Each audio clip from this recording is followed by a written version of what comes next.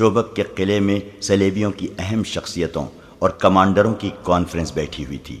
وہ لوگ پریشان سے تھے۔ ان میں حاتم الاکبر نام کا ایک مصری مسلمان بھی بیٹھا تھا۔ وہ انہیں یہ خبریں تفصیل سے سنا چکا تھا کہ خلیفہ العاضد معزولی کے بعد مر چکا ہے۔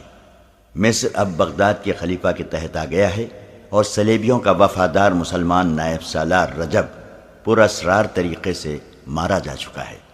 وہ جن 3 لڑکیوں کو شوبک سے لے گیا تھا وہ ماری جا چکی ہیں، اور صلیبیوں کا ایک اور وفادار مسلمان فوجی حاکم فیض الفاطمی بھی جلاد کے ہاتھوں مروا دیا گیا ہے۔ اب حاتم الاکبر نے انہیں یہ خبر بد سنائی کہ جس عالم جاسوس کو 2 لڑکیوں کے ساتھ قاہرہ بھیجا گیا تھا وہ عین اس وقت لڑکیوں سمیت گرفتار ہو گیا ہے جب اس کا مشن کامیاب ہو رہا تھا۔ یہ ثبوت ہے کہ صلاح الدین ایوبی کا سراغ رسانی کا نظام بہت ہوشیار ہے۔ کوناڈ نے کہا۔ کوناڈ صلیبیوں کا مشہور حکمران اور فوجی کمانڈر تھا۔ اس نے کہا، ان لڑکیوں کو وہاں سے آزاد کرانا ممکن نہیں۔ نہایت اچھی لڑکیاں ضائع ہوتی جا رہی ہیں۔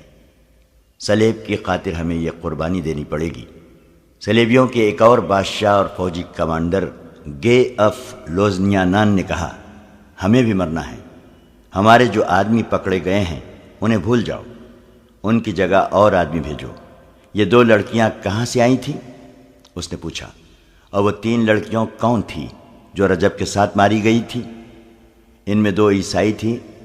ان کے انٹیلیجنس کے سربراہ نے جواب دیا۔ دونوں اطالوی تھیں اور 3 مسلمان تھیں۔ انہیں بچپن میں اڑا لیا گیا تھا۔ بہت خوبصورت تھیں۔ جوانی تک انہیں یاد نہیں رہا تھا کہ وہ مسلمان تھیں۔ ہم نے انہیں بچپن میں ہی اس فن کی تربیت دینی شروع کر دی تھی۔ یہ شک نہیں کیا جا سکتا تھا کہ انہیں چونکہ معلوم تھا کہ وہ مسلمان ہیں، اس لیے انہوں نے ہمیں دھوکہ دیا۔ مسلمان تھی تو کیا؟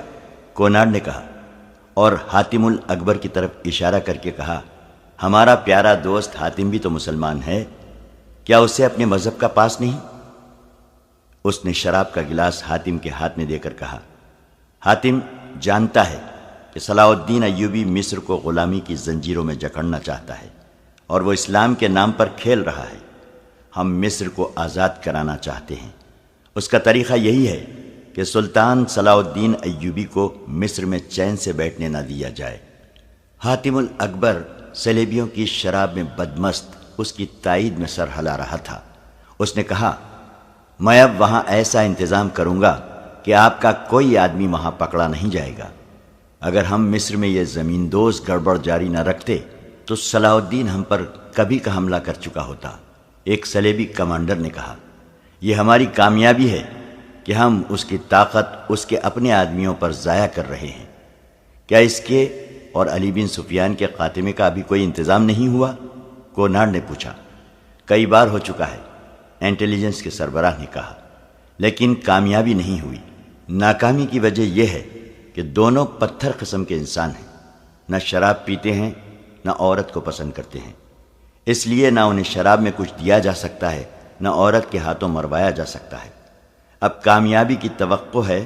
ایوبی کے باڈی گارڈز میں 4 آدمی فدائی ہیں۔ انہیں میں نے بڑی چابک دستی سے وہاں تک پہنچایا ہے۔ جب بھی موقع ملا وہ دونوں کو یا ایک کو ختم کر دیں گے۔ کیا ہمارے ہاں ایوبی کے بھیجے ہوئے جاسوس ہیں؟ گے آف لوزینان نے پوچھا۔ یقیناً ہیں، انٹیلیجنس کے سربراہ نے جواب دیا۔ جب سے ہم نے مصر میں اور ادھر شام میں جاسوسی اور تباہ کاری کا سلسلہ شروع کیا ہے، صلاح الدین نے بھی اپنے جاسوس ہمارے ہاں بھیج دیے ہیں۔ ان میں سے 2 پکڑے گئے ہیں۔ وہ اذیتوں سے مر گئے مگر اپنے کسی تیسرے ساتھی کی نشاندہی نہیں کی۔ ان کی کامیابی کس حد تک ہے؟ بہت حد تک، دوسرے نے جواب دیا۔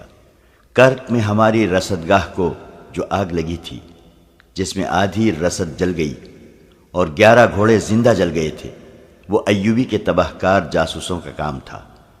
میں آپ کو یہ بھی بتا سکتا ہوں کہ ہماری جنگی کیفیت اور اہلیت کی پوری معلومات صلاح الدین ایوبی کو ملتی رہتی ہیں۔ اس کے جاسوسوں کو خراج تحسین پیش کرتا ہوں کہ جان پر کھیل جاتے ہیں اور کام پوری دیانتداری سے کرتے ہیں۔ ان میں بہت دیر اس مسئلے پر بحث ہوتی رہی کہ مصر اور شام میں تخریب کار کارروائیوں کو کس طرح تیز اور مزید تباہ کن کیا جا سکتا ہے۔ حاتم الاکبر انہیں سلطان ایوبی کی حکومت کی کمزور رگیں اور مضبوط پہلو دکھا رہا تھا۔ آخر فیصلہ ہوا کہ حاتم الاکبر کو کچھ آدمی اور 2-3 لڑکیاں دی جائیں۔ اس وقت سلطان ایوبی اپنے 2 نائبین اور علی بن سفیان کو اپنے اس منصوبے سے آگاہ کر رہا تھا کہ وہ کرک پر حملہ کرے گا۔ اس نے 20 روز بعد کا دن بتایا جب اسے فوجوں کو کوچ کرانا تھا۔ یہ تمام تر منصوبہ عالم، جاسوس اور 2 لڑکیاں ساتھ والے کمرے میں سن رہی تھیں۔ عالم نے ایک بار پھر لڑکیوں کے ساتھ افسوس کا اظہار کیا کہ انہیں ایک راز معلوم ہو گیا ہے مگر وہ اسے شوبک تک نہیں پہنچا سکتے۔ ایک لڑکی نے کہا، میں کوشش کروں گی کہ سلطان ایوبی مجھے پسند کر لے۔ اگر تھوڑی سی دیر کے لیے بھی وہ مجھے اپنے ساتھ تنہائی میں رکھ لے تو میں اس سے رہائی پا لوں گی۔ مجھے امید ہے کہ میں اس کی عقل پر قبضہ کر لوں گی۔ معلوم نہیں اس نے ہمیں کیوں بلایا ہے، عالم جاسوس نے کہا، لیکن تم دونوں یاد رکھو، اگر وہ تمہیں اکیلے اکیلے بلائے تو دونوں یہ کوشش کرنا کہ اسے حیوان بنا سکو۔ اگر وہ شراب پیے تو تم جانتی ہو اسے کتنی پلا کر بے ہوش کیا جا سکتا ہے۔ وہ بے ہوش ہو جائے تو فرار کا طریقہ تم جانتی ہو، اور دونوں کو معلوم ہے کہ تمہیں کس کے پاس پہنچنا ہے۔ اس کا گھر مسجد کے بالمقابل ہے۔ میں جانتی ہوں، ایک لڑکی نے کہا، مہدی بادان۔ ہاں، عالم نے کہا، اگر تم مہدی تک پہنچ گئیں تو وہ تمہیں شوبک تک پہنچا دے گا۔ میرے فرار کا تو سوال ہی پیدا نہیں ہوتا۔ تم نے ایوبی کا منصوبہ سن لیا ہے۔ کوچ کی تاریخ یاد رکھو، راستہ یاد کر لو۔ کوچ رات کے وقت ہوا کرے گا، دن کے وقت اس کی فوج کوئی حرکت نہیں کرے گی۔ حملہ کرک پر ہوگا۔ مجھے امید ہے کہ یہ اطلاع قبل از وقت پہنچ گئی تو ہماری فوج ایوبی کو راستے میں روک لے گی۔ ایوبی اسی صورتحال سے ڈرتا ہے۔ شوبک جا کر یہ خاص طور پر بتانا کہ ایوبی کھلے میدان میں آمنے سامنے نہیں لڑنا چاہتا کیونکہ اس کے پاس فوج کم ہے۔ سلطان ایوبی کے کمرے سے ایسی آوازیں آئیں جیسے اجلاس ختم ہو گیا ہو اور نائبین باہر جا رہے ہیں۔ عالم اور لڑکیاں فوراً اس جگہ سرک گئیں جہاں انہیں بٹھایا گیا تھا۔ عالم کے کہنے پر انہوں نے سر گھٹنوں میں دے دیے جیسے انہوں نے کچھ بھی نہیں سنا اور گرد و پیش کا کوئی ہوش نہیں۔ انہیں اپنے کمرے میں قدموں کی آواز سنائی دی تو بھی انہوں نے اوپر نہ دیکھا۔ عالم نے اس وقت اوپر دیکھا جب کسی نے اس کے کندھے پر ہاتھ رکھا اور کہا، اٹھو، میرے ساتھ آؤ۔ وہ علی بن سفیان تھا۔ علی نے لڑکیوں کو بھی اٹھایا اور انہیں سلطان ایوبی کے کمرے میں لے گیا۔ میں تمہارے علم اور تمہاری ذہانت کی داد دیتا ہوں، سلطان ایوبی نے عالم جاسوس سے کہا۔ ان کی زنجیریں کھول دو، تم تینوں بیٹھ جاؤ۔ علی بن سفیان باہر نکل گیا۔ سلطان ایوبی نے عالم سے کہا، لیکن تم علم کو کس شیطانی کام میں استعمال کر رہے ہو؟ اس کی بجائے تم یہاں آ کر اپنے مذہب کی تبلیغ کرتے تو میں تمہاری قدر دل کی گہرائیوں سے کرتا کہ تم اپنے مذہب اور اپنے نبی کی خدمت کر رہے ہو۔ کیا تمہارے مذہب میں یہ روا ہے کہ تم دوسرے مذہب کی عبادت گاہ میں اس کے مذہب میں جھوٹ شامل کرو؟ کیا تمہارے دل میں اپنی مقدس صلیب کا، حضرت عیسیٰ کا اور کماری مریم کا یہ احترام ہے کہ جھوٹ اور ابلیسیت جیسے کبیرہ گناہ کر کے تم ان کی عبادت کرتے ہو؟ یہ جھوٹ میرے فرائض میں شامل ہے، عالم نے کہا۔ میں نے جو کچھ کیا مقدس صلیب کے لیے کیا۔ تم کہتے ہو کہ تم نے انجیل اور قرآن کا گہرا مطالعہ کیا ہے۔ سلطان ایوبی نے کہا، کیا ان دونوں میں سے کسی ایک کتاب میں بھی انسان کو اس بات کی اجازت دی گئی ہے کہ اس قسم کی نوخیز لڑکیوں کو بدکاری کی راہ پر ڈالو اور غیر مردوں کے پاس بھیج کر اپنی مطلب براری کرو؟ کیا انجیل نے تمہیں کہا ہے کہ صلیب کی خاطر اپنی قوم کی بیٹیوں کی عصمت دوسروں کے حوالے کر دو؟ کیا تم نے کسی مسلمان لڑکی کو قرآن اور اسلام کے نام پر اپنی عصمت غیر مردوں کے حوالے کرتے کبھی دیکھا ہے؟ اسلام کو میں عیسائیت کا دشمن سمجھتا ہوں۔ عالم نے کہا، مجھے جو زہر ہاتھ آئے گا اسلام کی رگوں میں ڈالوں گا۔ تم اتنے میٹھے زہر سے چند ایک مسلمانوں کے کردار کو ہلاک کر سکتے ہو۔ سلطان ایوبی نے کہا، اسلام کا تم کچھ نہیں بگاڑ سکو گے۔ اس نے لڑکیوں سے کہا، تم کس خاندان کی بیٹیاں ہو؟ معلوم ہے تمہیں؟ اپنی اصلیت جانتی ہو تو مجھے بتاؤ۔ دونوں خاموش رہیں۔ سلطان ایوبی نے کہا، تم نے اپنی پاکیزگی ختم کرا لی ہے، اب بھی تم کسی باعزت گھر کی قابل احترام بیویاں بن سکتی ہو۔ میں قابل احترام بیوی بننا چاہتی ہوں۔ ایک لڑکی نے کہا، کیا آپ مجھے قبول کریں گے؟ اگر نہیں تو مجھے کوئی باعزت خاوند دے دیں، میں اسلام قبول کر کے گناہوں سے توبہ کر لوں گی۔